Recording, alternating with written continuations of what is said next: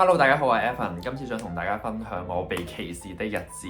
冇錯，聽起嚟好似好誇張，你係咪成日俾人歧視啊？而且我係屬於一個出國容易俾人歧視嘅人。某個階段我甚至覺得，唉，算啦，我出嚟都俾人歧視啊，你歧視我啦咁樣。嗱，今日我都諗住出國旅行，咁所以計劃旅行嘅時候，慢慢呢啲被歧視嘅 moment 咧都浮現咗喺我嘅腦海之中。人生第一次受到嚴重歧視咧，發生喺 UCLA 嘅 campus 裏邊啦。我係俾一個黑人嘅男仔大嗌話 Go to hell Chinese， 大聲對住你塊面嚟講嘅。當時情景咧就係發生喺一個 campus 比較戶外啲嘅環境裏邊，一條大直路，咁隔離全部都係一啲教學嘅 building。我就見到有一個校牌，諗住企過去影相。影緊相嘅時候，聽到對面咧就有個黑人男子就指住我講話 Chinese go to hell。附近其實係有好多唔同種族嘅人一路行嚟行去，你唔會 expect 嗰個場景係可以公然咁樣做一啲咁我會話種族歧視嘅説話。當時我係好震驚嘅，我完全俾唔到任何反應。我係人生第一次遇到咁樣直來直往嘅歧視，咁我就望住佢，我唔知用咩眼神，我係用一陣震驚委屈嘅眼神，我唔知講咩好。目測個黑人男人係高我3個頭啊，咁所以 physically 你係打唔贏佢，你又唔夠人哋講人哋英文係母語，唔同你講咩啊 Chinese cannot go to hell， 我係處於喺一個震驚嘅狀態之中，加上你唔知道佢會唔會有槍啦，咁可能我講幾句咁攞支槍咁 bang bang bang， 環顧四周雖然有好多唔同亞裔嘅人咧不斷咁樣經過走嚟走去，到呢啲咁嘅嘢咧佢哋都冇任何反應，都只可以死死氣咁樣走開。真第一次遇到 so call 咁嚴重嘅種族歧視啊！我唔知道大家會唔會話遇到其他更加嚴重。都有諗過話係咪因為自己太樣衰所以俾人歧視？因為當時我係喺唐人街裏邊剪咗個超短嘅薯仔頭，嚇死人啊簡直！雖然呢個言語攻擊咧冇令我造成實質嘅損害，但係喺我年少嘅心靈裏邊咧已經有一個深深嘅烙印。哦，原來亞裔出到去美國就會俾人哋統一當做 Chinese， 然後 go to hell， 好慘㗎！一次都算係口頭上嘅攻擊啊，咁下一次咧就真係實際嘅傷害。第二次我超記得就係我喺 Manhattan 嘅 Fifth Avenue 嗰度俾人批讚，當時我係同我個朋友香港朋友傾緊偈，操住一口流利嘅廣東話，一路講咗個嗶哩吧啦，突然之間有個金髮白人 OL 快速咁樣喺我身邊，然後批讚落我身上，我以為係可能唔小心撞到啊，但係因為即係 Fifth Avenue 其實佢嗰個位咧係人與人嘅空間都足夠，我係甚至覺得自己係咪俾人撞瘀咗同埋斷咗條骨，佢係撞到我成個人咁樣，完全唔係一般嘅都市碰撞，而係真係有心咁樣走過嚟，然後批讚你快速消失。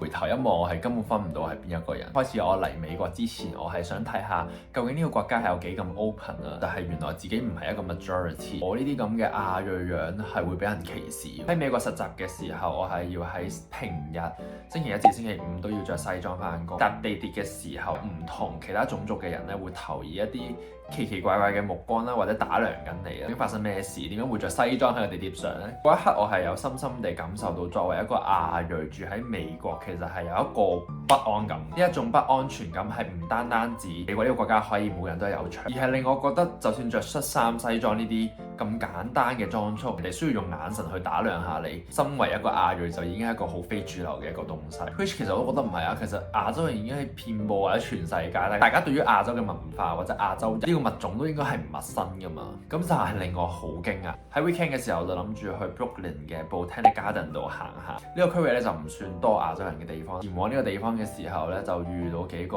小學雞啊，真係小學雞嚟嘅。咁但係佢哋嘅黑人小學雞咧就係高我3個頭嘅小學生嘅。原本都相安無事咁，其實純粹係一條街咁，迎面有幾個黑人細路哥咧就直接走咗過嚟就問：啊，你識唔識功夫㗎？真係大個黑人問號喺我個腦海之中。你唔係覺得每一個亞洲面孔就會識功夫啊嘛？我就應咗一句 No， 點解我要識功夫？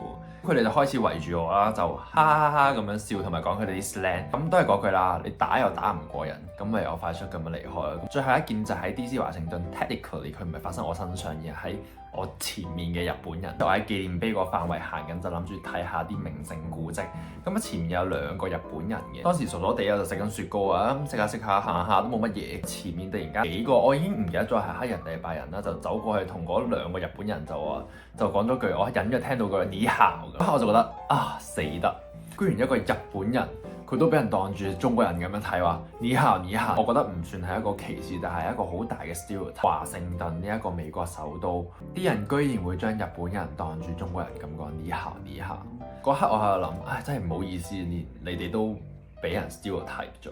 整體而言，除咗受到呢2-3次歧視，同埋作為亞裔嘅不安感之外，我喺美國嘅呢一段日子都係開心嘅。相比起美國、韓國歧視外國人嘅情況，我可以話係少好多。就算佢哋真係要歧視嘅話，都唔會明目張膽咁樣歧視你。之前整韓國 visa 嘅時候，我要交 document 啦，嗰個簽證嘅職員咧就同我講話啊，你作為一個外國人，你要小心啲。你喺銀行講英文嘅話咧，啲人會好嬲。我係驚訝到不行。我諗佢嘅嬲係指對外國人唔係好友善。呢個情況係有嘅。喺香港，我哋對於外國人係相對友善㗎嘛，但係原來喺韓國啦，一個簽證嘅職員，即係作為一個政府機構，佢都會提醒你話啊，你講英文要小心啲。韓國人嘅排外性，我係覺得真係有嘅。我記得好好彩啦，最後我去銀行嘅時候，人咧係對我幾友善。我好深刻嘅一次就係我喺首爾站同朋友諗住買一啲餅乾，嗰間店咧係需要你去自己揀味嘅，揀邊一種味嘅餅乾。咁我哋兩個就未揀嘅，得2個香港人，我哋就喺個隊嘅隔離度，其實冇入嗰條隊，就睇緊啲有咩味啦。feel 到嗰個 sales 其實都好不耐煩，對住前面嗰2個遊客，個聲音係好大聲。冇諗太多嘅，咁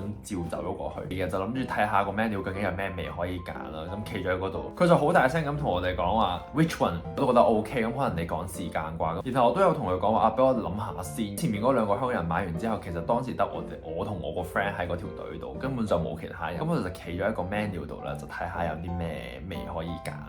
再次好大聲咁喝，我哋就話 which one，which flavor， 超大聲，成間店都聽到，我都幾肯定。我都只可以講話泄泄氣咁 OK，快啲揀。都喺度諗啊，可能嗰個 sales 今日心情比較煩躁，或者有啲好唔如意嘅事。之後咧，佢仲特登走咗過嚟問 which country you are from。咁我就覺得你唔係又要再學我啊嘛？我落完單喺隔離食緊嘅時候，我發現嗰個 sales 對其他本國嘅人或者係韓國人啦，個態度係好正常，佢唔會提高音量咁樣學佢。以上就係我俾人哋區別對待或者歧視嘅一啲經歷。坦白講啦，喺呢啲事發生之前，我都係算係成日抱住事不關己嘅態度。如果有一群人要歧視另一群人，而你係旁觀者，最保護到自己嘅方法就係唔出聲或者唔去反擊。錯，如果你唔出聲嘅話，可能係一件最容易做到嘅事。如果歧視係發生喺你面前嘅話，盡你嘅能力試下出聲去阻止其他人去歧視或者區別對待。以上嘅所有事件，我都曾經用眼神去尋求當時嘅所有路人嘅協助，但係每一個路人都係冷眼旁觀。